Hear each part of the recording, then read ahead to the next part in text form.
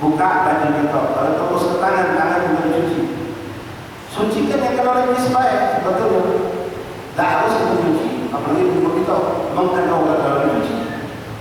Cukup dari sholat kebetulan ada nyamuk tas mati, darahnya banyak. Darahnya daripada baju itu di tangan kita, nyamuknya nyampah, darahnya deh. Tengok kalau darah itu terhitung banyak, maka batal sholat kita. Kalau dikit tidak, dikit banyak sebagai orang angkat seperti biji beras. Kalau lebih dikit dari biji beras yang besar, normal beras yang besar, bukan beras yang kecilnya itu. Ada yang katakan seperti biji jagung. Sebesar itu atau lebih kecil dari situ, maka jagung itu sedikit dan dimaafkan. Tapi dengan catatan cuma darahnya bangkit nyamuk negatif.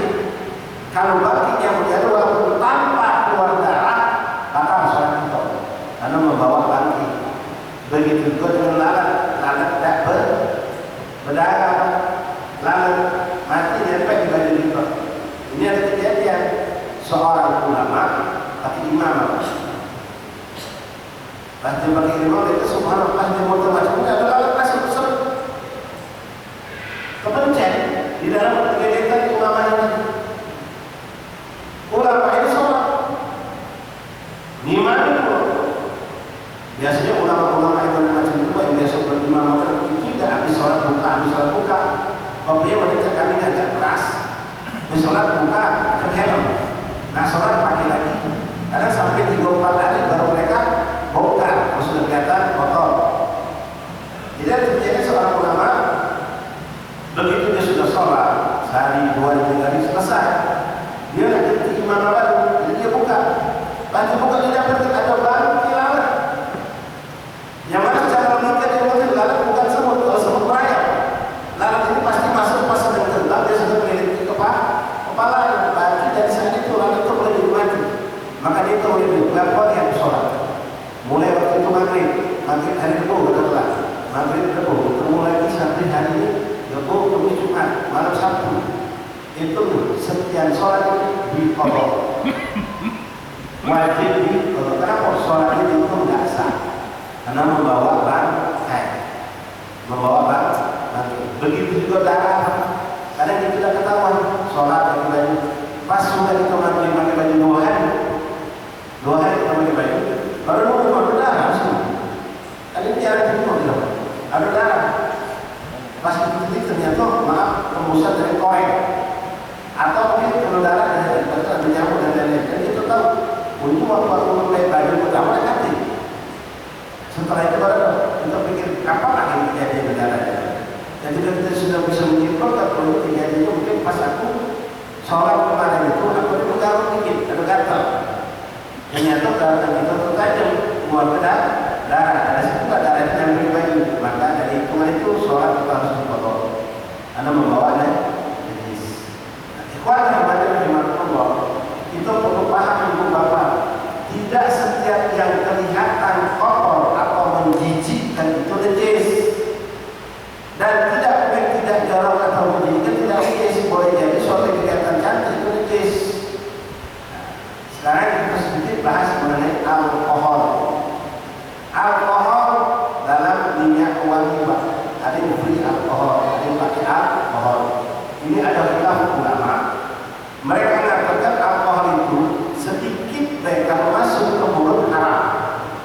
Tapi kalau untuk dipakai di pakaian atau di badan itu ada khilaf, perbedaan pendapat. Contoh kita berobat ke dokter, Pak. Mereka paling baguslah di sini disontek. Biasanya just kontek dokter lalu untuk kapas baca kapas ternyampak dan itu tembak tadi betul. Atau memang sekarang banyak orang kadang-kadang menjual pakai alkohol. Ya, nah itu bagaimana untuk pakaian, untuk badan dari minyak wangi alkohol. Ada ulama mengatakan tidak boleh. Tidak boleh. Ada yang katakan boleh. Sekarang bagaimana menyikapi ini? Kalau ada yang katakan boleh, tidak boleh, maka tinggal. Lebih afdal. Jadi kalau kita nak sholat pakai free alkohol. Ini penting ilmu kata Rasulullah. Khilaf umat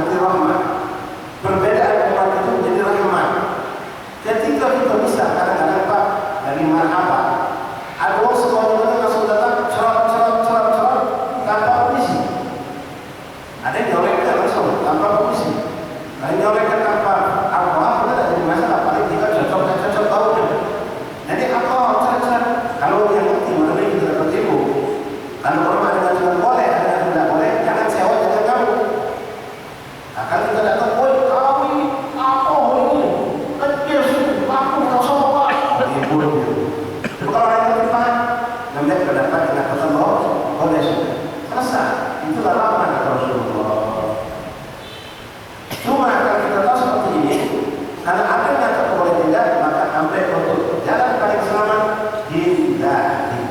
Ketika datang tanpa mampu kita hindari, ya sudah.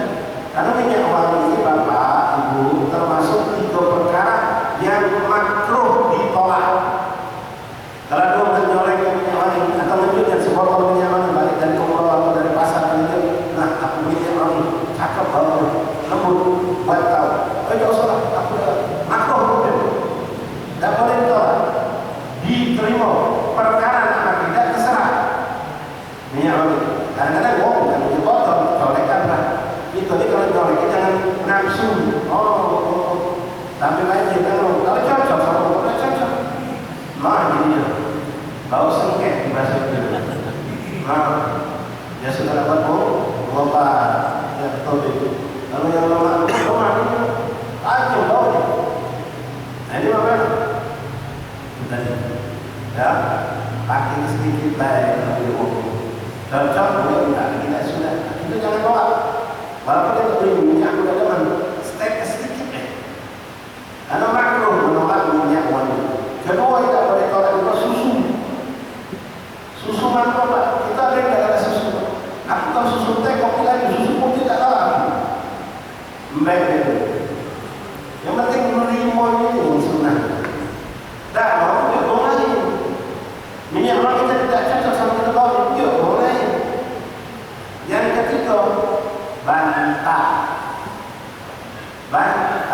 itu dalam perjalanan naik bus jangan tidur kan Pak di bawah yang naik bus kalau bus nyaman itu tidak nyaman ada usaha Pak tapi tak tahu Pak ayo usah jalan kamu baik bagus etika itu Pak cuma sunnah yang terima dulu karena makruh ditolak terima dulu terima tapi tak kamu bilang aku masih lemah akhir jangan langsung ditolak ya atau siapa yang dalam membahas intinya bantah dikasih kenalan kepada kita entah minjem ke dalam menunjuk jangan salah hukuman atau nah itu adalah kemudian yang kesannya jijik jorok kotor tapi ternyata tidak najis banyak maaf Bapak sekitar lain kita ludah air ludah kotoran gigi tahap umbel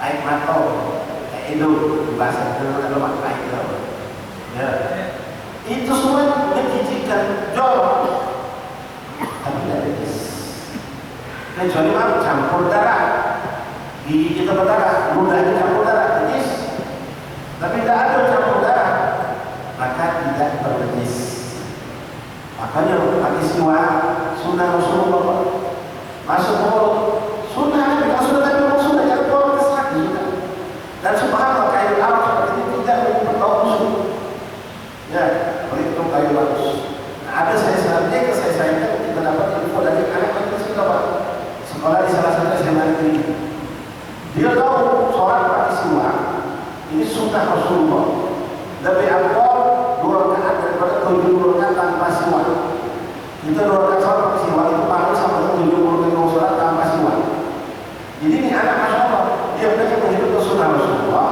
dia sekolah di bawah dia pergi pas itu guru agama ini Pak itu sendiri Pak nyinggung tahu ngomong sama kawan-kawannya muda itu kamu di mana dia kain masuk ke mulut kantongnya najis itu dulu yang mesti lakukan agama Pak kalau orang ada ngerti agama apapun ini dia guru agama tak tahu tentang hukum najis dan najis orang Madura Pak utama kita orang Madura itu kalau kita jampen sama dia sama baik kalau dekat baju muda masih berkotor tak ada akhir dia doa ambil aja ini mau mana deh tinggalnya tak ada apa mana udah yang mana zaman ini kalau Rasulullah ditanya Pak begitu banyak mukjizat Rasulullah lewat air ludah Rasulullah bahkan tidak pernah air ludah Rasulullah nampak ke bumi Pak dari sahabat berpuluh untuk Rasulullah kita nggak paham kita pun sama air ludah ini tidak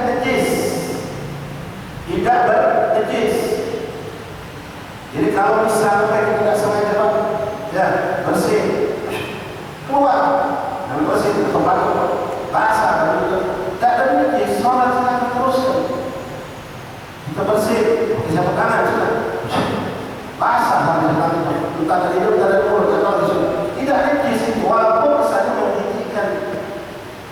Nah, yang mustahil kalau orang tidak paham, dianggap itu najis dasar, termasuk ubat, ingus, dahak, misal misalnya Pak pisang, itu sudah kita sholat jalan, kadang-kadang ada orang yang punya akal.